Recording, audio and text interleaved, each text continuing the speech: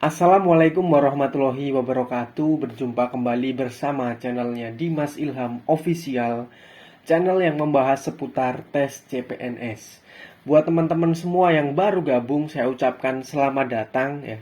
Jangan lupa teman-teman bisa subscribe, like, komen, share setiap video yang saya bagikan.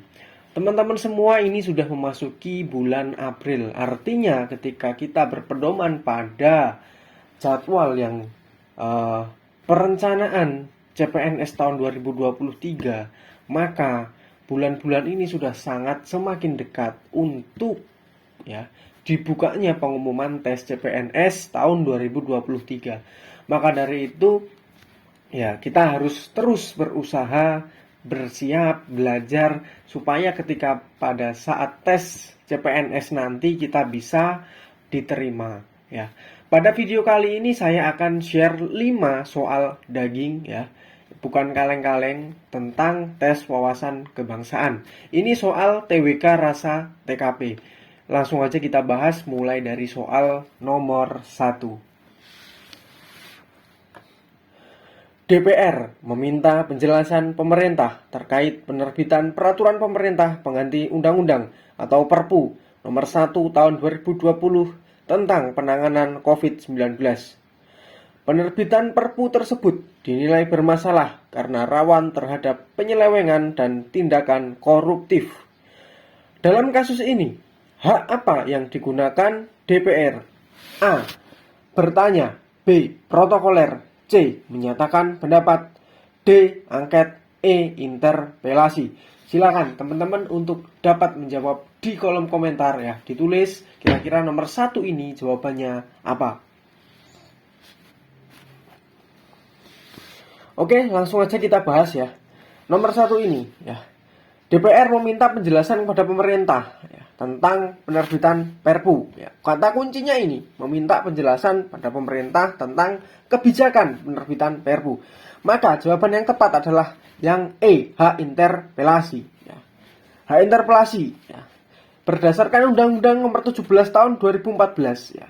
Hak interpelasi itu adalah hak yang dimiliki DPR untuk meminta keterangan pada pemerintah terkait kebijakan pemerintah yang penting dan strategis serta berdampak luas pada kehidupan berbangsa, bermasyarakat, dan bernegara. Nah, ketika kita melihat pada soal nomor 1 ini, kata kuncinya adalah DPR ya kan, meminta penjelasan kepada pemerintah atas kebijakan penerbitan Perpu tentang penanganan COVID. Perpu penanganan COVID ini dinilai rawan terhadap tindakan koruptif oleh DPR ya. Kemudian Perpu ini karena akan memberikan dampak yang luas dalam kehidupan bermasyarakat, bernegara, berbangsa ya. Pemerintah ya, DPR itu meminta keterangan dari pemerintah, bisa tentang asal usul, mengapa, urgensi ya, dan lain sebagainya yang melatar belakangi dibentuknya oleh Perpu penanganan COVID ini.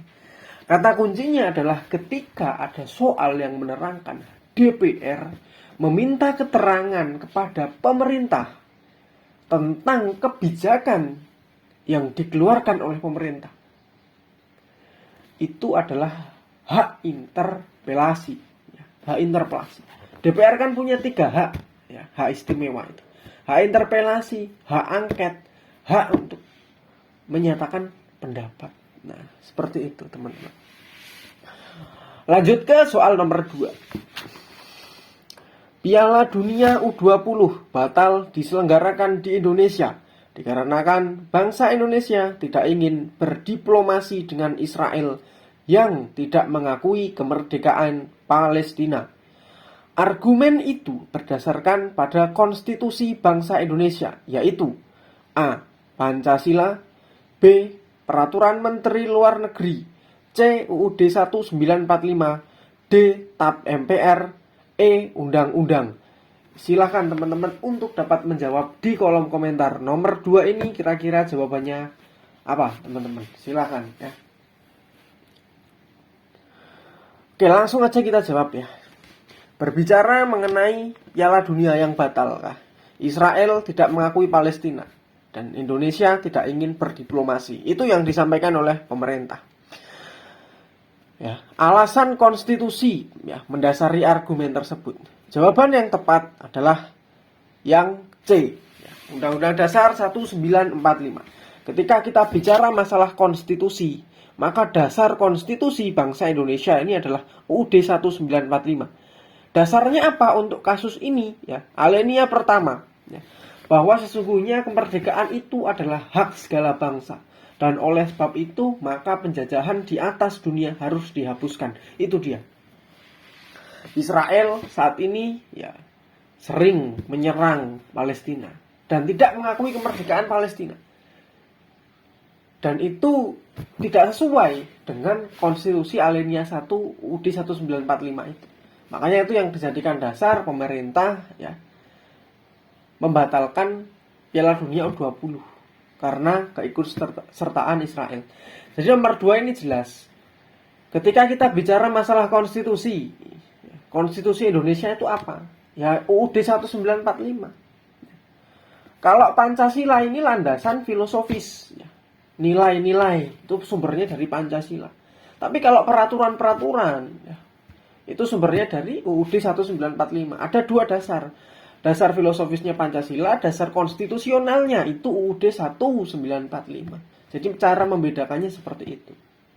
Lanjut ke soal nomor 3. Di bawah ini yang tidak termasuk alasan sesuai konstitusi untuk MPR dapat memberhentikan presiden adalah A. Presiden melakukan pengkhianatan terhadap negara. B. Presiden melakukan korupsi. C. Presiden melakukan penyuapan. D. Presiden melakukan pembunuhan. E. Presiden melakukan kekeliruan dalam pidato kenegaraan. Silakan teman-teman untuk dapat menjawab di kolom komentar ya. Nomor 3 ini jawabannya apa? Hati-hati karena nomor 3 ini ya, yang tidak termasuk artinya pengecualian ya. Hati-hati. Langsung aja kita jawab ya. Alasan yang tidak sesuai dengan konstitusi di bawah ini adalah yang E ya. Presiden melakukan kekeliruan dalam pidato kenegaraan. Jadi berdasarkan UUD 1945, MPR itu bisa memberhentikan presiden ya. Tentunya dengan pertimbangan DPR. Ketika dalam hal presiden melakukan perbuatan diantaranya 1. Pengkhianatan terhadap negara, 2. Korupsi, 3. Penyuapan, 4. Yaitu kejahatan berat lainnya. Kejahatan berat lainnya itu salah satunya bisa kita artikan adalah pembunuhan. Pembunuhan itu adalah kejahatan berat. Jadi alasan MPR untuk dapat memberhentikan presiden itu ketika presiden melakukan hal-hal itu tadi. Pengkhianatan pada negara, korupsi, penyuapan, pembunuhan, dan kejahatan-kejahatan berat lainnya. Ketika presiden hanya kekeliruan dalam pidato kenegaraan, mungkin ya salah berucap atau salah membaca teks pidato, itu tidak bisa menjadi alasan MPR untuk memberhentikan presiden. Nah, seperti itu. Jadi nomor 3 ini karena pengecualian maka jawabannya adalah yang E gitu.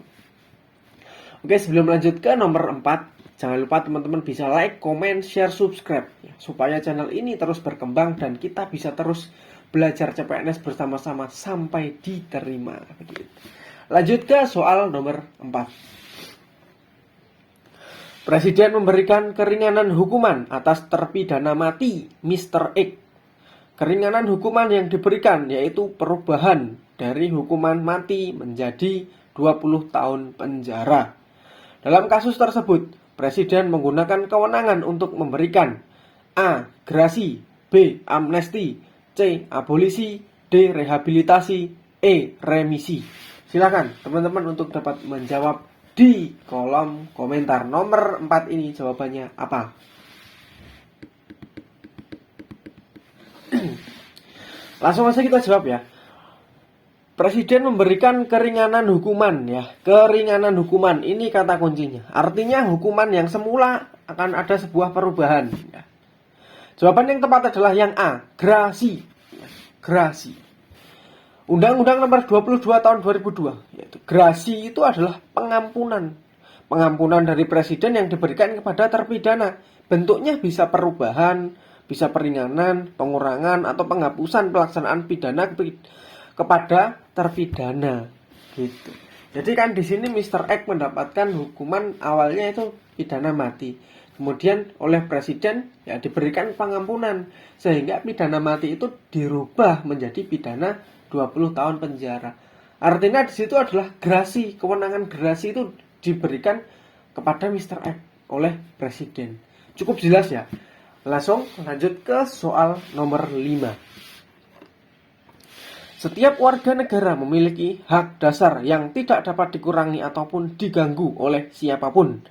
Di bawah ini yang merupakan hak dasar adalah A. Hak mendapat pendidikan, B. Hak mendapat beragama, C. Hak memperoleh informasi, D. Hak mendapatkan jaminan sosial, E. Hak membentuk keluarga. Silakan teman-teman untuk dapat menjawab di kolom komentar. Nomor 5 ini jawabannya apa?